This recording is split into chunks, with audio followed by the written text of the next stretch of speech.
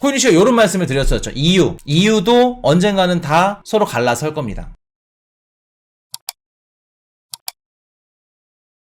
자, 가볼게요. 브라질, 아르헨티나 달러를 대체할 수 있는 공동 결제 수단을 만들자. 지금 여기 보시면은 브라질 대통령 이분 그 룰라 다시우바라고 합니다.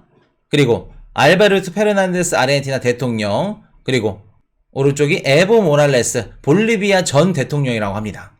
남미 국가들의 수장이 이렇게 한자리에 앉아서 사진을 찍은 건데, 자, 아르헨티나랑 브라질이랑 공동 결제할 수 있는 수단을 만든대. 예를 들어서 아르헨티나에서 너네 소고기 수입해, 브라질이. 그럼 기존에는 뭘로 썼죠? 수입할 때? 달러로 썼죠. 근데 쓰지 않겠다는 겁니다. 왜? 아르헨티나 국민들은 자기네 화폐보다 이거를 더 믿고 있어. 달러를 믿고 있죠. 그러면 달러가 금리를 올려서 달러 가치가 올라가면 아르헨티나 당연히 흔들려. 또 달러 가치가 떨어지면 조금 살만해. 미국의 달러에 막 휘둘리기 이런 것들이 너무 싫은 거야, 아르헨티나 입장에서는. 그러면 브라질이랑 아르헨티나, 우리 남미의 뭐라 그럴까, 뭐 수출이라든가 수입이라든가 이런 것들을 좀 각 축을 또 맡고 있으니까 우리끼리 공동결제 수단을 만들어서 이렇게 쓰자. 화폐도 만들자, 우리끼리 쓰게끔. 자, 근데 가능할까? 어떨 거라 보시나요? 아르헨티나나 브라질 둘이 쓸 수 있게끔 공동결제 수단을 만든대. 화폐도 만들겠대. 자, 불가능하다. 노.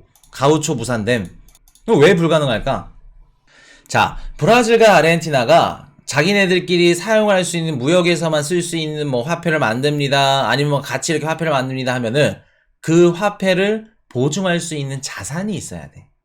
브라질이랑 아르헨티나가 지금 그 양국이 경제적인 체력이라던가 경제적인 이런 급이 서로 같나요? 브라질이 아르헨티나 여기 머리 위에 있죠. 아르헨티나 막 지금 흔들리고 막 난리 났어. 중앙은행에 달러가 막 없대. 언제 디폴트 날지 몰라. 근데 같이 통화를 만들어서 같이 지급금을, 준비 지급금이라든가 이런 것들을 다 박아놓고 아르헨티나 무너지면 당연히 브라질한테도 타격이 들어가겠죠. 그럼 브라질 좋아할까? 그리고 만약에 이렇게 했다가 아르헨티나가 무너졌어. 그럼 어떻게 해야 될까? 브라질은 또 그만큼 또 무너지면서 이것저것 피해를 고스란히 아르헨티나가 또 브라질이 떠안을 수 있겠죠. 지금 현재 남미 지역의 국제교역이 뭘로 결제가 되냐면 대부분 다 달러로 결제가 됩니다. 근데 이게 현실적으로 어려울 수밖에 없는 이유가 뭐냐면, 제가 예시를 한번 들어드릴게요. 우리 베를린 장벽이 무너지는 날 동독과 서독이 서로 한 국가가 됩니다. 그게 이제 베를린 장벽이 무너졌다 해서 동독, 서독 뭐 통일이다 이런 것들을 알고 있는데, 동독과 서독이 통일했을 때 가장 문제가 됐던 게 뭐냐면 화폐 가치입니다. 교환 비율. 자, 이게 무슨 뜻이냐? 1989년도 통일 전에 서독의 국내 총 생산량 GDP가 동독에 비해서 6.3배 가까이 높았습니다. 예를 들어서 쉽게 말씀을 드리면 브라질과 아르헨티나 이런 정도죠. 6배 잘 사는 국가가 서독이야. 1인당 국내 총생산 GDP가 서독이 동독에 비해서 1.7배 높아. 소득 수준이. 자, 그러면 얘네가 둘이 합친대. 근데 1마르코아 대 1마르코아 똑같이 1대1 비율로 합치면 누가 싫어해요? 서독은 싫지. 내가 왜 저런 애들이랑 합쳐야 돼? 들고 막 일어납니다. 그래서 그때 얘기 나왔던 게 뭐냐면은 20대1로 합칠까? 아니면 2대1로 합칠까? 그래서 막 얘기가 나왔던 게 뭐냐면은 그때 당시에 서독 근로자와 동독 근로자 임금 비율이 2대1이었다고 합니다. 예를 들어서 서독이 200만원 받으면 동독 근로자는 100만원. 자, 그러면 화폐 교환을 2대1로 하게 되면은 어떻게 돼요? 동독 근로자의 임금을 서독 근로자에 딱 비교를 해봤더니 원래 2분의 1이었으니까 화폐 교환까지 2대1로 한다고 하면은 4분의 1로 줄겠죠. 4배 차이가 나는 겁니다. 그래서 이런 것들을 봤을 때 이렇게 되면 안 되지 않을까? 힘들지 않을까? 그래서 결심을 했습니다. 서독과 동독이 어떻게 해요? 합의를 해서 통일되기 딱 6개월 전에 화폐 비율을 우리 1대1로 가자. 한 나라잖아. 1대1로 가자. 딱 확정을 합니다. 어떤 일이 터졌을까? 동독 주민들이 환호성을 질러. 야, 내가 서독 화폐랑 가치가 이렇게 똑같아졌구나. 내가 1000만 원을 가지고 있었다면 1000만 원이 어떻게 돼요? 2000이 되고 3000이 되고 동독 주민들은 너무 좋아. 빨리 통일했으면 좋겠습니다. 막 들고 일어나. 당연히 서독 국민들은 어떻게 해요? 싫겠죠. 그리고 암거래 시장에서 동독이랑 서독 화폐가 서로 거래가 되는데 동독 마르크와 화폐가 나오면은 미친 듯이 매입을 해. 돈 많은 사람들이. 왜? 6개월 뒤면은 은행에서 이거 서독이나 동독이나 똑같이 1대1로 맞춰줘. 그럼 어떻게 보면은, 야, 가치가 이렇게 해서 저렴한데, 만약에 2대1이다, 뭐 3대1이다, 4대1이다, 저렴하게 사가지고, 어차피 나중에 1대1로 해주니까. 차익을 누리는 겁니다. 자, 근데 얘네들이 무너지기 시작해. 동독에 있는 기업들이 무너지기 시작합니다. 왜 무너질까? 이게 뭐랑 같냐면은 1985년도에 미국이 플라자 백화점에서 엔화를 강세로 가져갔을 때 그때 또 강세로 가져가자 얘기를 했던 게 뭐냐면 마르크화입니다. 왜? 엔화랑 독일이랑 너무 잘 사고 너무 잘 나가니까 좀 죽여놓자. 자, 보세요. 지금 동독과 서독이 1대1로 확정을 해. 그러면 동독에 있는 기업들은 어떻게 돼요?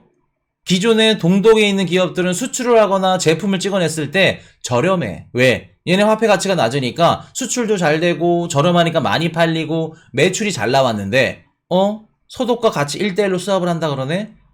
화폐 가치가 2배 이상 올라가면서 어떻게 돼요? 물건이 팔리진 않습니다. 너무 비싸 동독 기업들 너네 거. 그리고 수출 당연히 안 되겠죠. 그러면 수출도 안 돼, 팔리지도 않아. 당연히 기업들끼리 독일 내에서도 경쟁력에서 당연히 밀리겠죠. 그때 당시에 수많은 동독에 있는 기업들이 연쇄 파산을 하기 시작합니다. 그러면서 문을 닫았어. 그러면 누가 급증을 해요? 실업자가 급증을 하죠.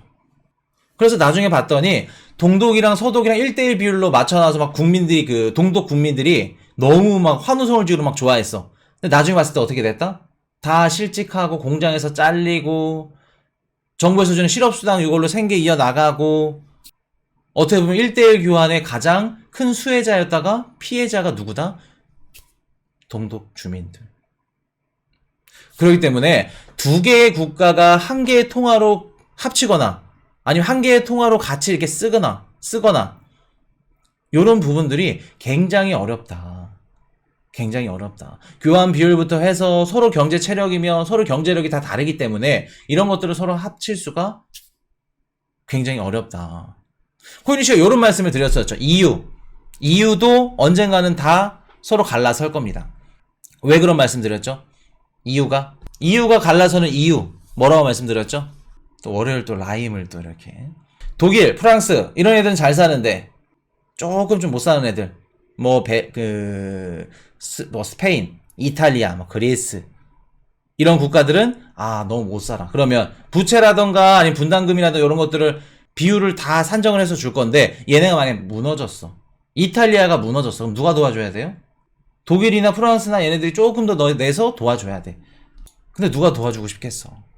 얘네가 무너졌다는 건 독일이나 프랑스도 힘들었다는 얘긴데 전 세계적으로 다 경기 침체가 오고 힘들다고 하는 얘긴데 당연히 갈라설 수밖에 없다는 겁니다. 왜? 서로 간의 경제 체력이 다 다르기 때문에.